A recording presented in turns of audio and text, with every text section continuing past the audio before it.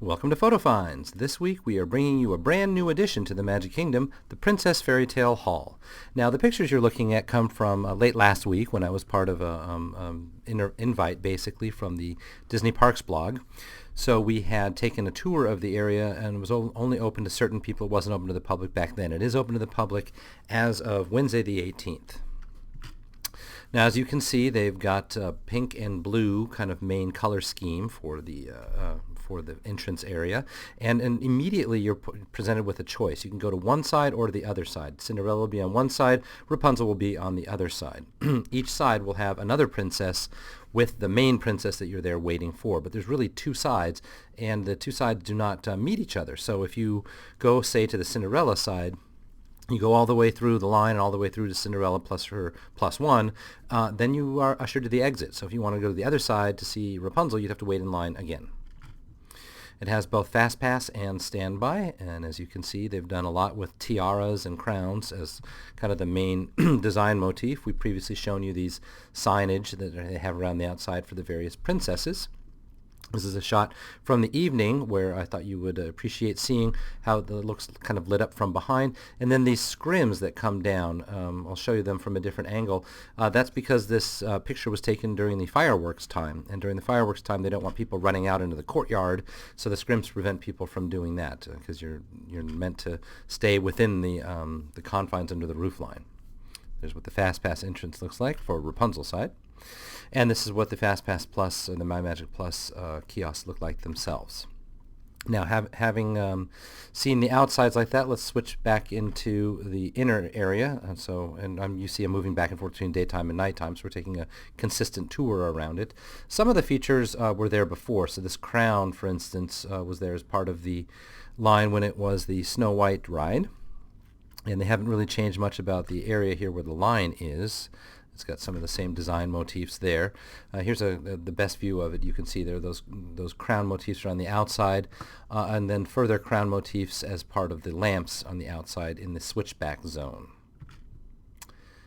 Here again, another reverse angle of that same area, and there are those scrims when taken from the nighttime to make sure that people don't run out into the courtyard area and possibly to catch debris. Now, there are several of these stained glass windows in this area. And they include not only the mice, as you saw a second ago, but the birds from Cinderella. Here's a reverse angle. This one's taken from inside, looking at the daylight and the outside. And then the other mice, so this is the female mouse. Therefore, from the sewing scene, also from Cinderella. And there's the reverse angle of Gus and Jack. Here seen at nighttime from the reverse angle. So once you make it past all of the stained glass, and it's really just a row of them, you've crossed over into the inside part of the queue. Here's what the door looks like that you go through. I'm not sure if that's meant to be a little bit like a trident from King Triton. And then you go back and forth across this minor little switch back right here, and there's chandeliers above you, and then there's this banner at the end. We'll take a closer look at both of those.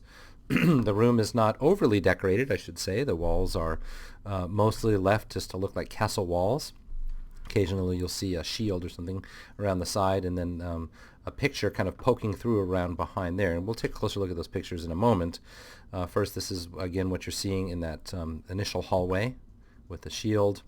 And then sometimes as well, also the banner at one end of it. So there's that banner, the princess banner, as you make your way around the corner itself. Now, both sides, the left sideline and the right sideline, converge on this room. So this is kind of the main hall room.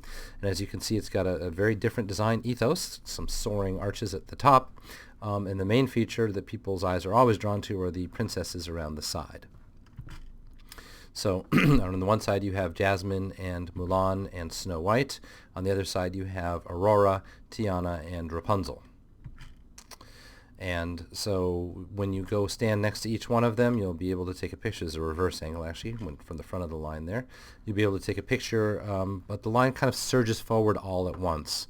Thought I would also highlight what the carpet looks like here, as well as the chandeliers. They're nice and elegant. Gives the appearance of a palace, I guess, in the area where we are. Not overly rococo. I think it's done very nicely, and with nice appointments and trappings. This is what the tile mural looks like in the floor right in front of that area, where the two lines have their waiting point. And there's a little close-up of the carpet as well. Now, the waiting point right here at the end is because they're about to be ushered from there into the rooms where the princesses are. So down one corridor here is the Rapunzel side, and down this corridor is the Cinderella side.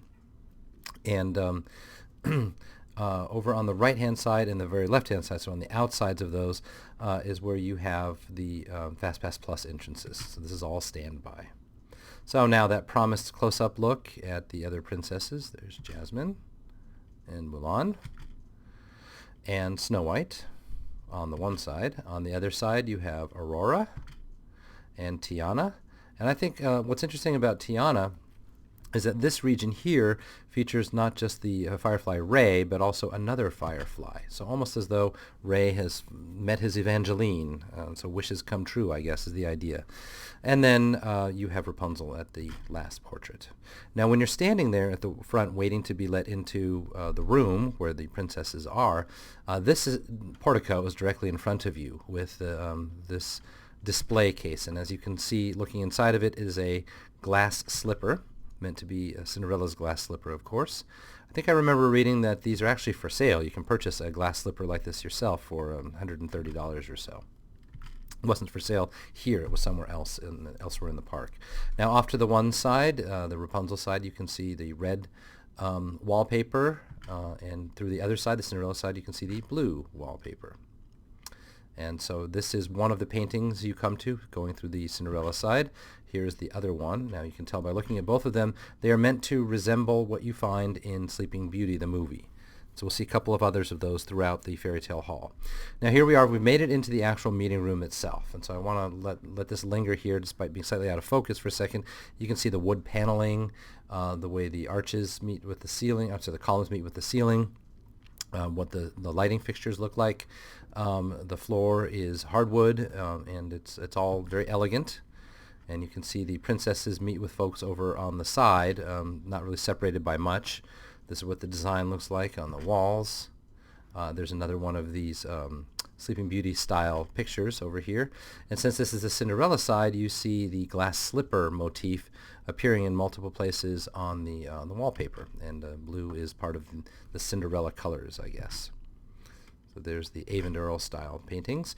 And then this feature, which separates the princesses. So there's one princess over here and another one over here. We'll come back to this feature in a moment. There are a couple of inside jokes in there. So there is Cinderella herself showing off her slipper to a couple of guests. And this is the costume she's wearing when she's greeting people.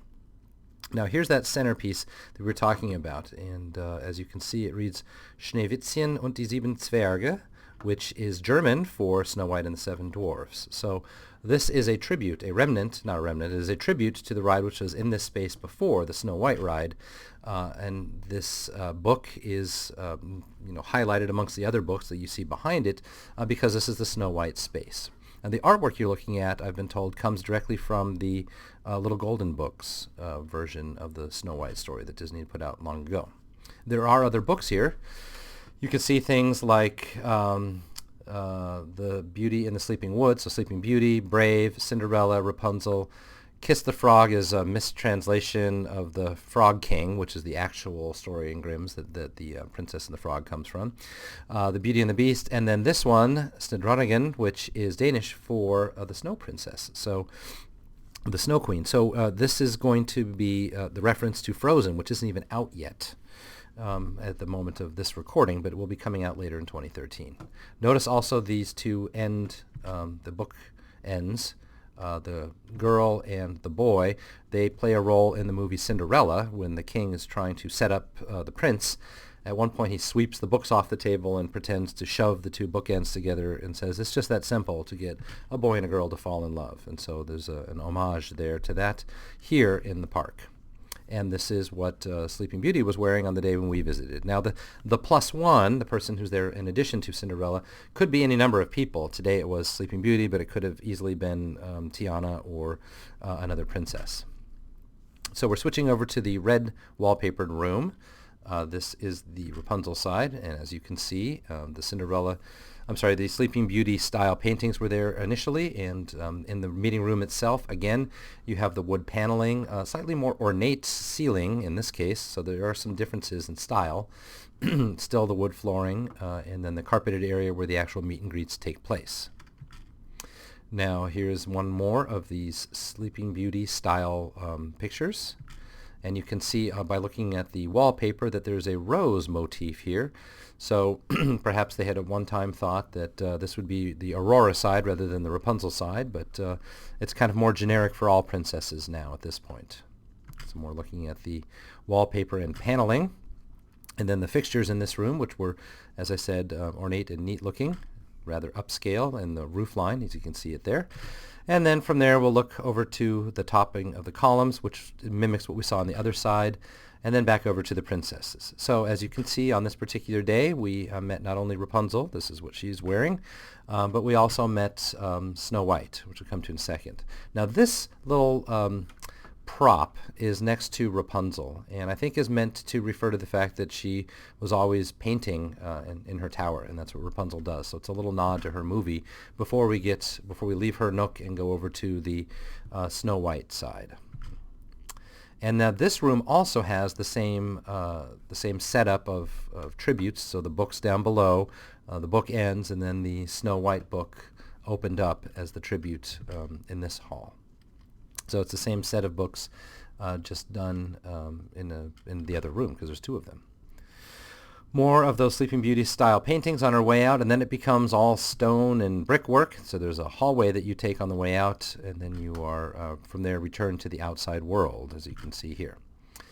This is another shot of what it looks like back on the inside. I think that was slightly out of order as presented here, but it made it into the slideshow, so we had to cover it. That does it for this week. We hope to hear back from you what you think of the Princess Fairytale Hall, both in its concept and its execution, especially those of you who've been there to see what it looks like. It's certainly going to be an exciting addition for those people who make seeing the princesses a priority when they're there at the park. We hope to catch you next time. Thanks as always for your attention, and we'll see you.